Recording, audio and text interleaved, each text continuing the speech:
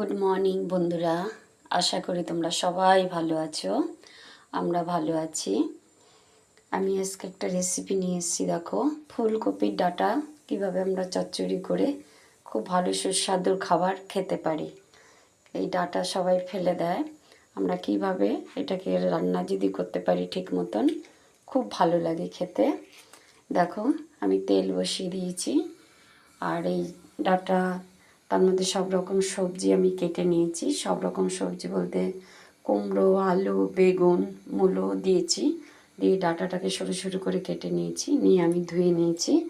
তেল বসিয়ে দিয়েছি, আমি তেলে ফোড়ন দিয়ে দিচ্ছি শুকনো লঙ্কা আর তেজপাতা। এবার দেবো পাঁচফোড়ন,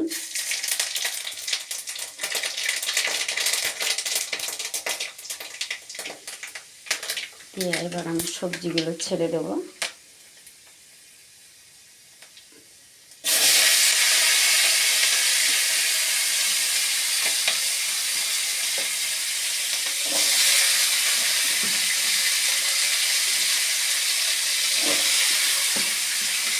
এই সবজিগুলো একটু বড় বড় করে কেটেছি, কারণ আমার ডাঁটাটা সেদ্ধ হতে সময় লাগবে, আর সবজিগুলো গলে যাবে পুরো।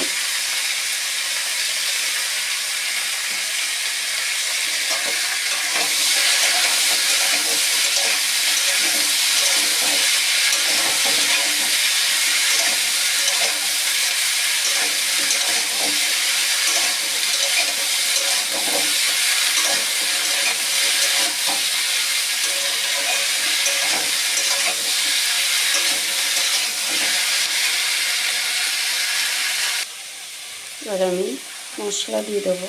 মশলা দেবো শুধু হলুদ দেবো, আর শুদ্ধ হলুদ দিয়ে নুন দিয়ে কষিয়ে ঢাকা দিয়ে দেবো।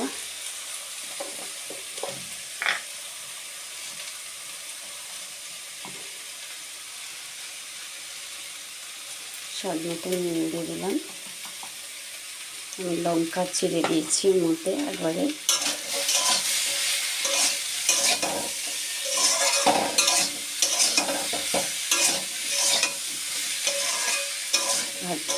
ভালো করে ভাজা ভাজা করা হয়ে গেছে, বেশ কষানো হয়ে গেছে। এবার আমি জল দিয়ে দেবো।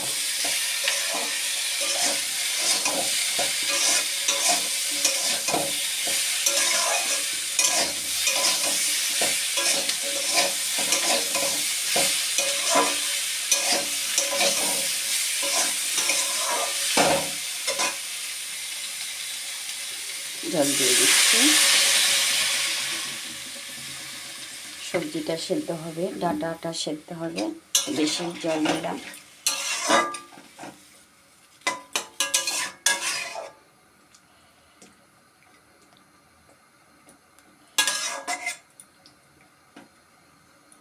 এবার আমি ঢাকা দিয়ে দেবো।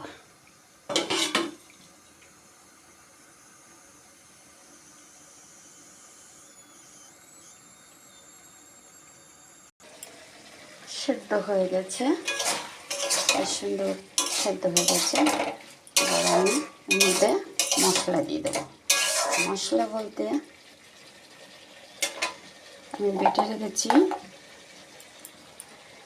পোস্ত, সর্ষে আর নারকেল, এটা আমি সেটা দিয়ে দেবো।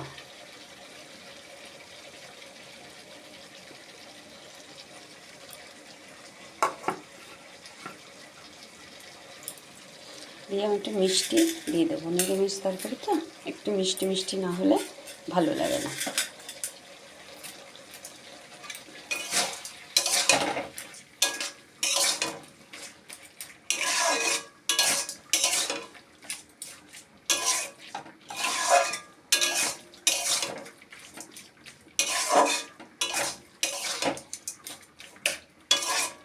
যারা নারকেল পছন্দ করেন না তারা নারকেল না দিলেও হবে, পোস্ত আর সর্ষে দিলেই হবে, তাতেও খুব দারুণ লাগে।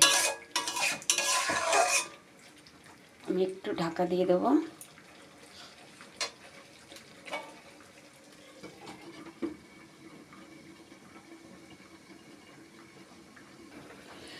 এবার নামিয়ে ঢাকাটা খুলে দেখব, হয়ে গেছে। এবার আমি একটু ধনে পাতা দিয়ে দেবো।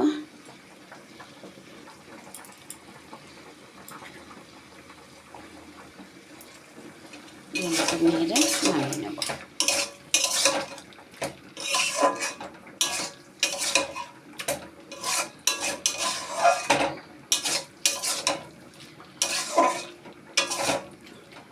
স্টপ করে দিই।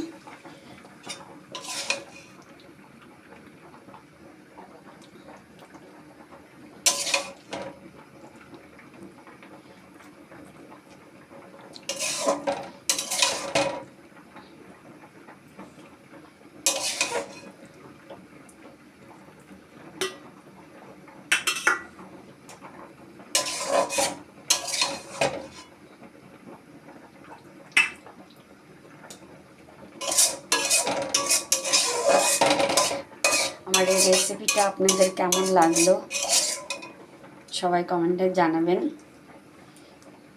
আর আমার চ্যানেলটাকে সাবস্ক্রাইব করে নেবেন, লাইক করবেন, সবার সাথে শেয়ার করবেন। আপনাদের যদি আমার রেসিপিটা যদি ভালো লাগে।